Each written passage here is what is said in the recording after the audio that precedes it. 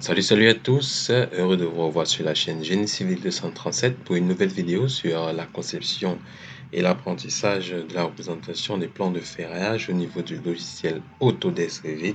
Aujourd'hui, dans cette nouvelle vidéo, on va apprendre à réaliser des plans de ferrage d'exécution pour vos projets de construction. Il est important de savoir, une fois le projet d'architecture réalisé, de pouvoir matérialiser la représentation en plan et en 3D si possible de vos ferraillages pour l'exécution au niveau du chantier, de spécifier quel sera le nombre d'armatures, les longueurs, la résistance caractéristique et les espacements d'armatures pour pouvoir facilement l'implémenter au niveau de la réalisation. Donc, si vous êtes nouveau, si vous n'êtes pas encore abonné, pensez à vous abonner et activer la cloche de notification pour être au courant des prochaines vidéos. Donc, aujourd'hui, nous allons commencer la première séquence qui sera les semelles. Sans plus tarder, nous allons débuter avec cette vidéo.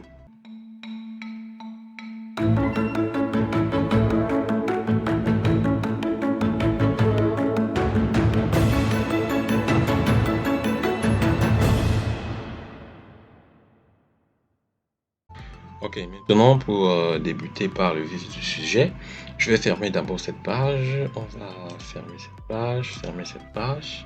Là, j'ai mon plan de fondation. Donc, une fois que j'ai mon plan de fondation, j'ai sélectionné les deux semelles S1 et S2 pour l'opération du plan de ferraillage. Donc, on va prendre la semelle S1. Je pense que c'est... Bon, on va faire la semelle S1. À vous de faire la semelle, une semelle S2 de 1,20 par 1,20, poteau 20 par 30. Vous créez un poteau, une semelle comme ceci et une semelle 20, un poteau 20 par 30 P2 et une semelle S1 1 par 1.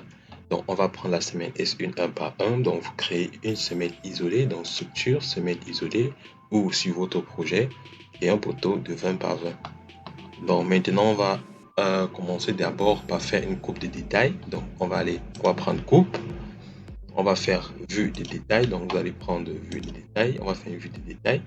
Donc on prend d'abord dans ce sens-ci. C'est même le meilleur des sens parce qu'en fonction du poteau, en fonction de l'alignement du poteau et le nombre d'armatures qu'on va positionner.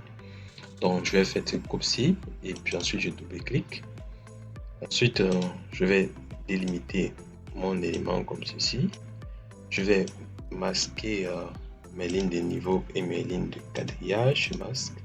Je vais mettre le niveau de détail élevé. Je vais faire VV pour masquer. Je vais faire VV pour masquer. Je vais faire choisir. Je vais prendre fondation. Fondation. Je vais masquer les motifs de détail en coupe. Je découche ça.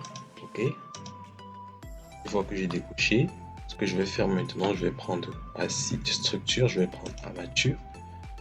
Ok. Là, je vais prendre ici orientation parallèle au plan de construction. Je vais venir ici, je vais prendre nombre, espacement maximum. Je vais prendre espacement 15 cm. Si chez vous c'est en millimètres, il n'y a pas de souci parce que moi j'ai changé dans la commande des unités l'espacement, l'unité des espacements en centimètres. Donc vous paramétrez ça. Je vais venir ici, je vais prendre mon modèle, je vais prendre ma forme d'armature 2-00. Je vais positionner comme ceci. Ensuite, je vais prendre orientation perpendiculaire à l'enrobage. Je vais prendre toujours espacement 15. Là, je positionne au-dessus, comme ceci. Ensuite, je fais échappe. Je vais sélectionner les deux éléments et puis je vais paramétrer l'enrobage qui sera un enrobage standard de 135 des deux côtés. Donc 135 des deux côtés. Une fois que c'est fait, je vais maintenant faire armature. Je vais positionner les amorces au niveau des poteaux. Donc cette fois-ci, je vais prendre parallèle au plan de construction. Je vais prendre espacement, nombre fixe. Je veux un nombre fixe, donc je veux 3. Je vais prendre ici, je vais prendre l'esquisse. Je vais faire esquisse ici. Maintenant, je sélectionne mon poteau. Ok. Une fois que j'ai sélectionné mon poteau, déjà en partant d'ici jusque là, on aura 0,50 d'amorce de ferraillage. Ensuite, je fais échappe, je clique, je descends jusqu'ici. Ouais, je pense juste ici. franchement, c'est jusqu'ici. Bon, je vais laisser ça jusqu'ici. Ensuite, je prends mon trait. Je vais là, je vais faire un décalage ici de 0,25. Après, je fais échappe, je valide. Et la première partie de mon amorce a été créée. Maintenant, je vais faire une coupe. Donc, je vais venir, je vais faire une deuxième coupe des détails, une vue des détails vers le haut. Je fais ça et je fais la vue qui regarde vers le bas. Ensuite, je double-clique sur ma tête, j'ouvre ma coupe de détails. Je clique ici, je déplace bien. OK. Je clique sur mon armature qui a été créée ici. Je veux bien un nombre fixe d'armature qui sera 3, bien sûr. OK. Là, je vais faire maintenant un miroir par rapport à l'axe ici. Et puis, j'ai mes armatures, donc c'est HA12, FE400. Donc, il faut choisir ici si vous n'avez pas choisi. Maintenant, je vais changer plutôt pour les poteaux. Je pense qu'on va avoir 6HA10. Donc, je vais sélectionner mes poteaux. Et CTRL, je sélectionne mes poteaux. Et puis, je change ici. Je vais faire plutôt 6HA10 FE400. Et puis, pour mes semelles, on aura HA12 FE400. OK, c'est parfait. Maintenant, ce que je vais faire une deuxième coupe. Donc, je vais faire coupe. Je fais une deuxième coupe comme ceci. OK. Là, je vais double-cliquer pour qu'on voit visuellement la coupe. OK. Une fois que c'est fait, on va passer à la notation de nos coupes en plan. Donc, première étape, j'ouvre d'abord ma première coupe. Ma première coupe qui est nommée, titre de ma première coupe qui sera nommée C1. Ici. C1. Je vais masquer ceci, cet élément, je vais masquer ça comme ça. Et puis je délimite bien. Maintenant, je vais aller dans... je vais faire d'abord DG qui va permettre DG avec le repère qui va me permettre d'annoter les armatures. Donc, je positionne comme ceci. Je clique. Maintenant, je déplace un peu comme ceci pour que ça soit bien dans l'axe. Je remplace, je clique et je remplace, je prends plutôt armature à béton. Si votre armature ne se représente pas comme ceci avec le nombre d'armatures, l'espacement et la longueur de votre armature, vous allez simplement aller dans, vous allez cliquer, vous allez modifier ceci dans la famille de propriétés. Quand vous avez cliqué sur modifier dans la famille de propriétés, vous cliquez dessus. Ensuite, vous faites modifier le libellé. Ici, vous allez charger la quantité par jeu d'armature.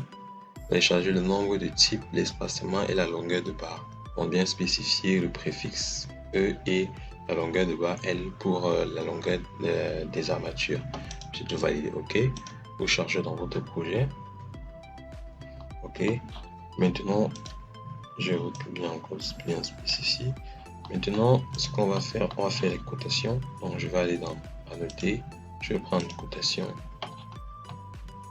où vous pouvez faire des DI cotation. Vous faites ici, je cote ici. Je cote ici. Je change l'échelle, je prends l'échelle 1/20. Je fais DI et je cote DI.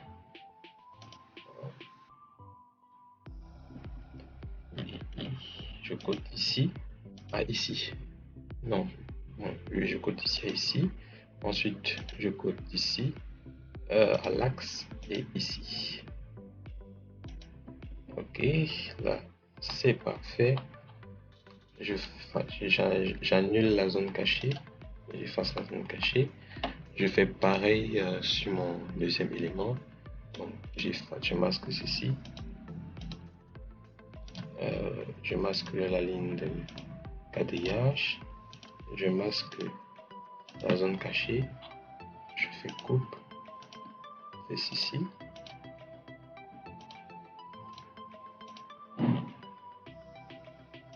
OK. Je vais les niveaux de détail élevés. Je fais spécification de l'échelle 1/20. Ensuite, je pense que ici c'est tout. Je paramètre ici, ça sera mon titre de la feuille C2. C2, ok. Ensuite, je prends mon dernier élément qui est celui-ci. Je masque ici, je masque ici. Je masque ça, ça. Bon, c'est déjà masqué. Je fais masquer. Je sélectionne ici ça, que je masque aussi. Je décoche ça. Je mets vue des détails élevés. Je mets échelle 1/20. Attendez un instant, je vais monter ça. Ok, jusqu'ici. J'efface ça, je décoche. Ensuite, je fais VV pour masquer les hachures. VV, on va faire fondation. On va prendre fondation. Ici, motif de coupe, on décoche ici. On décoche, on fait OK. OK. Ensuite, je vais faire TG. TG, je clique. Et je fais, une fois que je fais TG, je change ça, je mets armature à béton. OK, je prends annoter. Je fais la cotation. Je cote comme ceci. Comme ceci. Bon, donc on peut mettre 100 euros, mais ça ne dérange pas. Donc je cote comme ceci, taxe. Je cote comme ceci. Et puis c'est terminé. Donc maintenant, je crée mon cartouche qui va contenir mon plan de fondation. J'ouvre mon plan de fondation avec mon cartouche.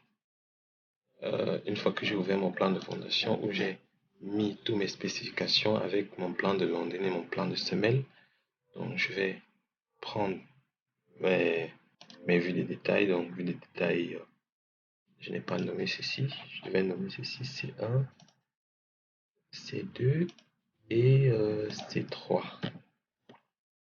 C3, ok. Donc je prends mon premier élément. J'ouvre mon plan de fondation. Je prends mon premier élément, je colle là. Et je prends mon deuxième élément, je colle là. Je prends mon troisième élément que je colle ici. Ok. Il est important d'aligner ça si possible. Okay, comme ceci. Soit vous pouvez aussi mettre. Ok, là c'est bon. Là, j'ai la représentation. Je peux ouvrir ma vue 2. Je fais TG. TG. Là, je déplace ça comme ceci. Je fais TG dans ce sens. Et je déplace ça comme ceci. Je fais aussi TG pour les armatures des amorces. Ensuite, je change ça en armature à béton. Et je mets dans le sens vertical. Ou bien je change, je mets dans le sens horizontal, c'est mieux. Je fais ceci, je mets dans le sens horizontal. Et puis je déplace ceci. Là, c'est parfait. Je déplace aussi ici. Là, c'est parfait. Donc, une fois que c'est terminé, avec votre plan de fondation, vos plans de londrine et vos représentations de vos semelles dans votre cartouche, donc vous avez la possibilité aussi de visualiser, de visualiser vos armatures en 3D. Donc, j'ai fait une coupe comme ceci. Donc, vous avez la possibilité de présenter, de visualiser en 3D la position de vos armatures. Donc, une fois que ça va être terminé, vous pouvez visualiser comme ceci. Dans les prochaines vidéos, on fera pour les amorces, pour les poteaux, pour pouvoir, au fur et à mesure, jusqu'au niveau de la crotère, visualiser les armatures au niveau de ces différents éléments. Je vous remercie de nous avoir suivis sur la chaîne Génie Civil 237. N'oubliez pas de vous abonner, d'activer la cloche de notification pour être au courant des prochaines vidéos. Je vous dis à bientôt sur cette chaîne. Passez une bonne journée, une bonne soirée. Peace.